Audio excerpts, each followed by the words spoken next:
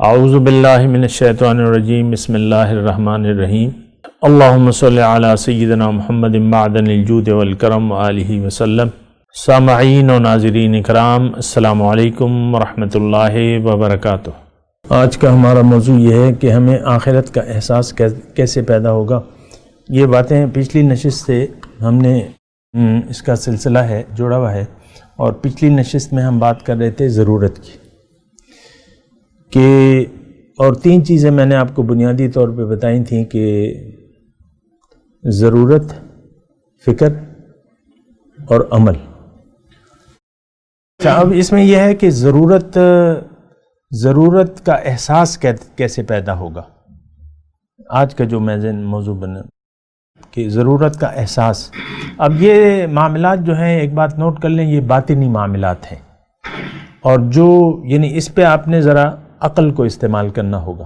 اس کا تعلق ہمیں یعنی ظاہر سے چونکہ نہیں ہے، ان موضوعات کا تعلق جو ہے وہ ظاہر سے نہیں ہے ہمارے، تو اس کی ضروریات ہم ظاہری وسائل سے نہیں ہو سکتی، لیکن پھر بھی ظاہر ایک ذریعہ ہے۔ اس ضرورت کے احساس کا ایک ذریعہ ہے، کیا ہے؟ ظاہر کو آپ دیکھیں، اللہ تعالیٰ نے اسی طریقے سے ہمیں فرمایا ہے کہ جو میرے بندے ہیں یتفکرون فی خلق ان فی خلق السماوات والارض واختلاف اللیل والنہار لآیات لأولی الالباب، زمین اور آسمان کی پیدائش میں، دن اور رات کے بدلنے میں بہت سی نشانیاں ہیں عقل مندوں کے لیے۔ لب، الباب جمع ہے لب کی، لب کہتے ہیں عقل کو، تو صاحبان عقل کے لیے اس میں بہت سی نشانیاں ہیں۔ اور پھر اللہ تعالیٰ نے یعنی یہ ایک جگہ نہیں ہے، یہ ایسی بات قرآن میں مختلف مواقع پہ اللہ تعالیٰ نے مختلف الفاظ، الذین یتفکرون ان فی الذین یتفکرون فی خلق السماوات والارض ربنا ما خلقت ھذا باطلا سبحانک فقنا عذاب النار۔ یہ سوچتے ہیں زمین اور آسمان کی پیدائش میں، اور پھر اس نتیجے پر پہنچتے ہیں کہ اے ہمارے رب، تو نے تو یہ سب کچھ بے مقصد نہیں بنایا ہے، اس کا ایک مقصد ہے، اور وہ مقصد ہمیں فائدہ پہنچانا ہے، اور ہمارا مقصد یہ ہے کہ ہم تجھ تک رسائی حاصل کریں۔ لیکن اگر ہم نے اس تمام نظام کو باطل سمجھ لیا، بے مقصد سمجھ لیا، تو پھر تو ہم آگ کے عذاب سے جا پڑیں گے۔ تو اے ہمارے رب، کہیں ایسا نہ ہو کہ بے مقصد زندگی گزار دیں، تو آپ ہمیں آگ کے عذاب سے بچا لیں۔ تو بہرحال دیکھیں، میں آپ کو یہ موضوع کیا ہے، ضرورت کا احساس کیسے پیدا ہوگا۔ اب اس پہ آپ نے سوچنا ہے کہ آپ نے اپنے متعلق سوچنا ہے، پھر جو آپ کے ارد گرد جو ماحول ہے اس پہ آپ سوچیں۔ 7-8 ارب مسلمان دنیا کے لوگ ہیں، ان کے بارے میں سوچیں، ان کو کس نے پیدا کیا ہے۔ پھر یہ کائنات کے بارے میں آپ سوچیں، اتنی وسیع اور عزیز کائنات ہے، اور اس میں اضافہ ہو رہا ہے، اس سے ہمارا کوئی تعلق نہیں ہے، لیکن آپ دیکھیں آپ کے ارد گرد جو اوپر نیچے جو کائنات ہے، جس کرے پر آپ رہ رہے ہیں، اس کا خلاصہ کون سی مخلوق ہے، یہ آپ سوچیں۔ یعنی سائنسی طور پہ آپ دیکھیں، کیا کسی اور کرے پر کوئی مخلوق آباد ہے؟ کیا کسی اور کرے پر زندگی ہے؟ معمولی چھوٹی چھوٹی چیزیں، زندگی کہیں بھی نہیں ہے۔ اور اچھا، اب یہ تو عقل مانتی ہے کہ اس کا کوئی خالق ہے، اسے کسی نے بنایا ہے، کائنات کو خود بخود نہیں بنی ہے، از خود نہیں بنی ہے، اور یہ بنی ہے، ہمیشہ سے نہیں ہے، ہمیشہ سے نہیں ہے، بنی ہے۔ ابھی بھی نئے نئے سیارے ستارے بن رہے ہیں، مخلوق ہے یہ۔ اب اس کا اگر آپ دیکھیں، یہ میں مختصر بات کر رہا ہوں کہ اس کائنات کا خلاصہ میں ہوں۔ یہ کائنات اللہ تعالیٰ نے میرے لیے بنائی ہے۔ ہم تو ایک فالتو پرزہ سمجھتے ہیں نا اپنے آپ کو، یا ایک بیکار سی چیز سمجھتے ہیں، تو وہ تو ایک الگ بات ہے.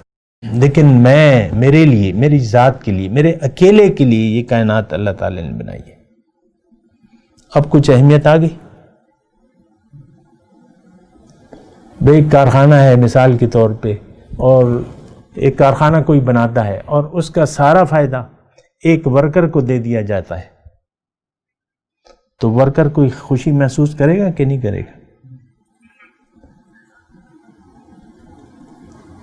یعنی مثال کے طور پہ 2 کروڑ روپے وہ کارخانہ منافع کما رہے ہیں. یہ کروڑوں کی باتیں لوگوں کو اچھی لگتی ہیں. 2 کروڑ روپے منافع ہے تو وہ ایک ورکر کو وہ مالک دے دیتا ہے. اس کے 20 کارخانے اور ہیں، لیکن ایک آدمی پہ اس کا دل آ جاتا ہے. ایک انسان پہ، ایک آدمی پہ، ایک ورکر پہ دل آ جاتا ہے اس کا.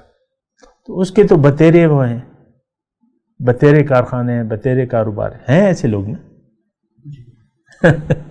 تو وہ کہتا ہے یار اس کا فائدہ میں سارا اس کو دوں گا. وہ دے دیتا ہے، لکھ دیتا ہے، ملنے لگتا ہے. تو وہ خوش ہوگا کہ نہیں ہوگا وہ ورکر؟ ہم بھی تو بندے ہیں نا اللہ کے، ہم بھی تو مخلوق ہیں نا. ساری مخلوقات کا فائدہ ہمیں ہے، اکیلے مجھے ہے کہ نہیں ہے؟ اکیلے مجھے فائدہ ہے. آج کل کیا کیا میوے آ رہے ہیں، تربوز آ رہے ہیں، خربوزے آ رہے ہیں، لوکاٹ آ رہے ہیں، اور آم آ رہے ہیں، اسٹرابری آ رہی ہے. یہ اکیلے میرے لیے ہیں.